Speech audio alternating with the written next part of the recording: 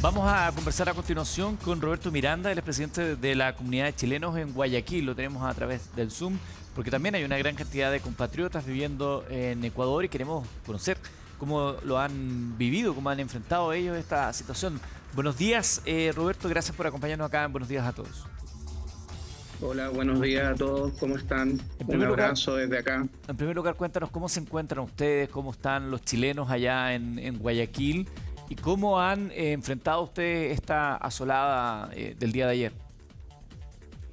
Complicado, en realidad lo habíamos conversado porque ya veníamos con un tema de estado de excepción, de no salir en las noches durante 2 meses.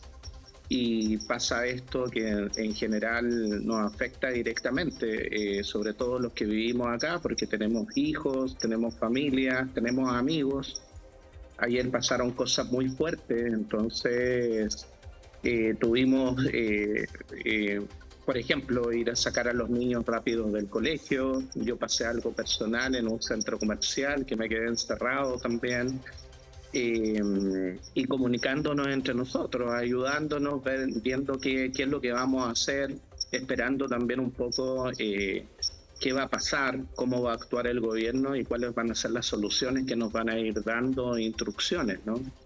Roberto, ¿cómo estás? Buenos días. Bueno, apoyarlo desde acá, un abrazo gigante.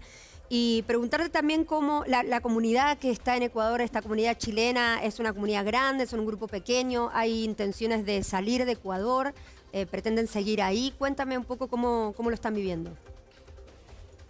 Bueno, nosotros tenemos un grupo grande acá en Guayaquil que nos juntamos constantemente, conversamos bastante ayer entre toda esta locura, tratamos de conversar un poco y claro, hay gente que está pensando en salir, lamentablemente.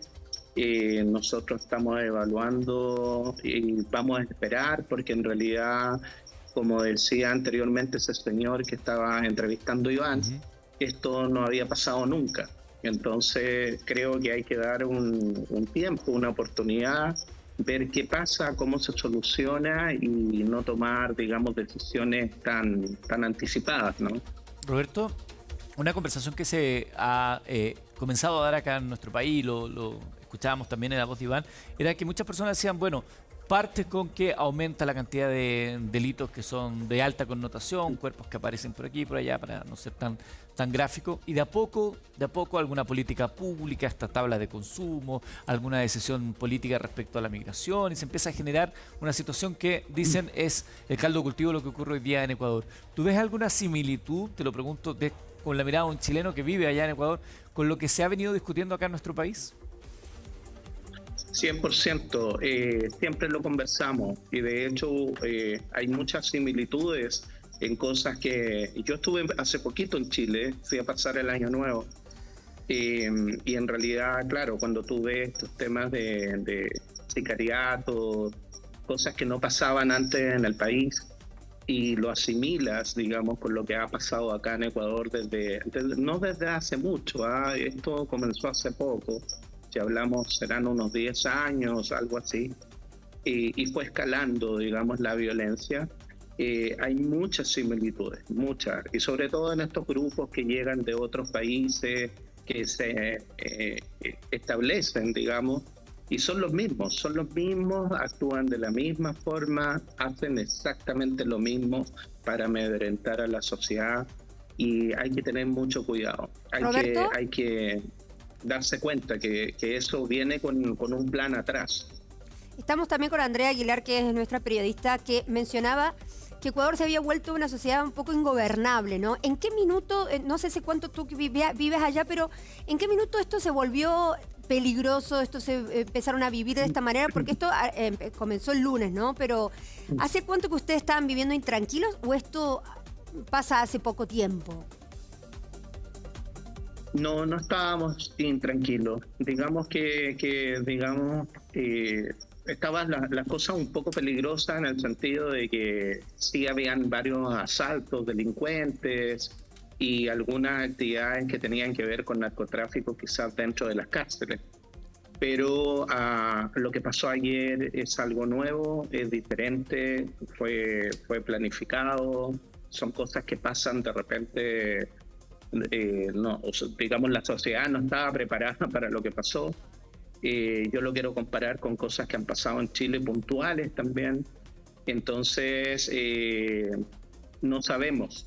Creo que como es nuevo, como no estamos preparados para algo así, debemos esperar a ver qué hacen las autoridades y confiar en que este nuevo gobierno lo pueda solucionar. Roberto, ¿cómo estás? Andrea Aguilar te saluda. Preguntarte por el matiz un poco más político, porque veíamos también en las entrevistas que hacía nuestro compañero Iván Núñez que hay mucha polarización en las calles. Mucha gente habla de que esto viene o se gestó durante el gobierno de Rafael Correa y otra gente dice que durante el gobierno de Rafael Correa no pasaba esto. Tú que vives allá, ¿cómo lo percibes y qué peso tiene digamos, el tema político en este conflicto ya delictual?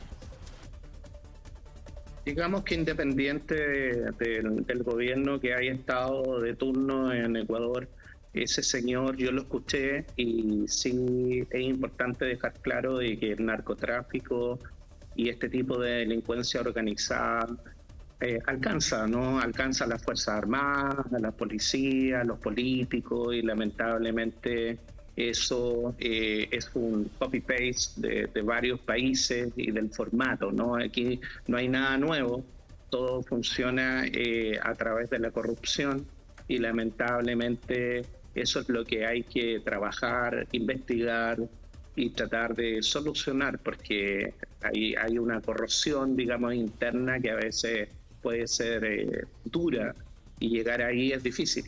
Roberto, mencionaste que habías vivido una situación en el mall en el día de ayer. Cuéntanos un poco qué es lo que viviste. Sí. Son un poco las imágenes que también vimos nosotros, ¿verdad? Correcto, esto pasó a la hora de almuerzo. Yo estaba haciendo una compra en un mall cerca de mi casa y me llegan mensajes de que tengo que salir, de que están pasando cosas. Yo no tenía muy claro lo que estaba pasando en ese momento. Y claro, la gente se persiguió, digamos, empezó a correr y no había pasado nada, pero empezaron a tocar la alarma y yo finalmente traté de avanzar. Se cortó el audio. Sí, Roberto, no sé si... A ver. El tema es Ahí que es que estaba entrando una llamada. Tuve que contener a algunas personas que estaban con ataque de pánico, sobre todo señoras, y fue muy fuerte porque en realidad la gente pensó que habían entrado personas con armas, entonces empezaron a llamar a sus familiares diciendo que, despidiéndose, ¿no? O sea, fue fuerte y fue una situación que se produce básicamente por el temor de lo que pueda pasar, porque no había pasado absolutamente nada, pero la gente empezó a correr, los locales cerraron. Básicamente yo salí muy nervioso porque, como les digo, tuve que contener a personas, tratar de calmarlas y sentir ese miedo finalmente, ¿no? Porque no sabes lo que pasa ahí afuera y si es verdad o mentira, y es lo que estamos viviendo en el país actualmente. No sabemos lo que está pasando. Está ocurriendo. Se te pueden por ahí parar o... Sí. Recuerdo que estamos conversando con Roberto Miranda, él es presidente de la comunidad de chilenos en Guayaquil, es quien nos recibe gentilmente a esta hora de la mañana. Allá son las 6 de la mañana con 48 minutos. Algo que también me ha llamado la atención y que podríamos hacer un paralelo con Chile es lo dividido de la opinión política, por lo menos de las personas que entrevistó Iván ahí al pasar. Muy polarizado. Unos apuntaban a Rafael Correa y su gobierno como la génesis de todo esto, otros a los gobiernos que vinieron después. Rafael Correa se ha visto muy activo en redes sociales y también en diversas entrevistas. Recordemos que Rafael Correa, expresidente del Ecuador, está exiliado en Bélgica y desde ahí, en su condición de prófugo de la justicia, ha estado dando algunas declaraciones. Eso también se da acá en nuestro país, que hay una opinión pública muy dividida, donde unos culpan a otros desde la política de ser los responsables de... Tú abriste las fronteras, tú no quisiste legislar sobre seguridad y parece que el debate se fuera dando así, de buenos contra malos y siempre el malo del otro. ¿Eso es algo que está muy instalado ya en la opinión pública de Ecuador? Sí, lamentablemente estamos bien divididos.